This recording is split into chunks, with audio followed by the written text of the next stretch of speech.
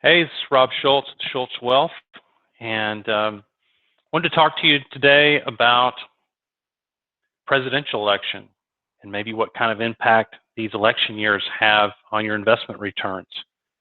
This question from a lot of my clients and just people that I see out in the community. So I thought I would put something together for you to look at so we can kind of see what happens in election cycles as far as returns are concerned.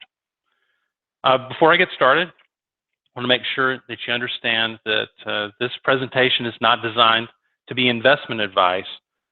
All we're doing is just really looking at within the market and then sorting them based upon election cycles or presidential terms.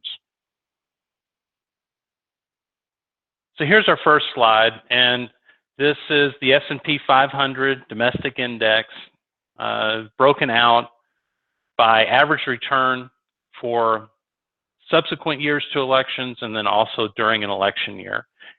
As you can see, most years, either during an election cycle or after, the market did pretty well. There are 30 positive years here and 14 negative years. Looks like about an average 9.3% return after an election and 11.2% in an election year. Here we break out investment returns by presidential terms. Now, I went through here and tried to figure out if I saw any patterns with respect to party affiliation, platform, personality, and I really don't. I can't see what type of president we have, whether it's a Democrat or a Republican, is any way to predict how well our investment returns are going to do over that presidential term.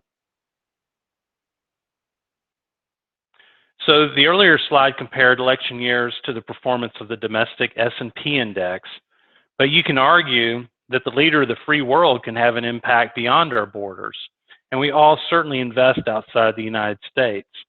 So what's the impact? Well, here using the MSCI EAFE index from 1972 to 2013, we can see that 3/4 of the time the returns were positive during these election cycles, with an average return of 13.5% after an election and 6.5% during an election. And here we look at international developed returns by presidential terms.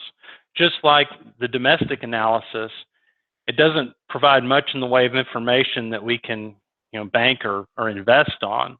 But interestingly, you look down and you can see Reagan's term from 85 to 88 and Carter's from 77 to 80 as being the highest returning presidential terms. I think it's interesting to note that these two were very different presidents with different philosophies and different personalities, and they're the highest out of all the terms that were in this study.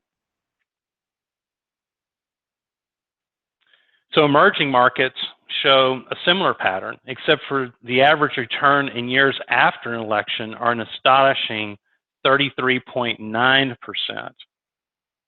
And then here are the emerging market returns broken out by presidential term.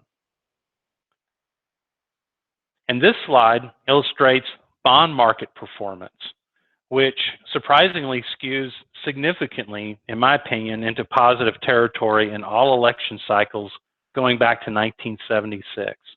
The only exception being the year after Obama versus Romney, which was 2013.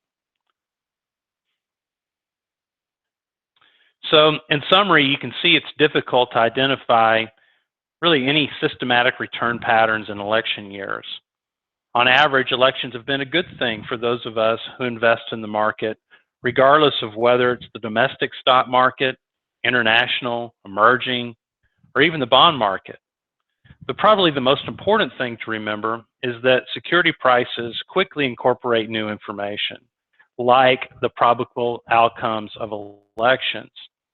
It's real tough. Actually, in my opinion, it's impossible to get out ahead of this information and benefit from it in any way with regard to your investment portfolio. So what we're doing here is we're just keeping our same allocations and continuing on, because we really can't see any way to predict what's going to happen through this cycle based upon the evidence of past presidential elections and past presidential terms. As always, if you have any questions or comments, or would like to discuss any concerns or even other issues, don't hesitate to contact me. And as always, I appreciate your time. Thank you.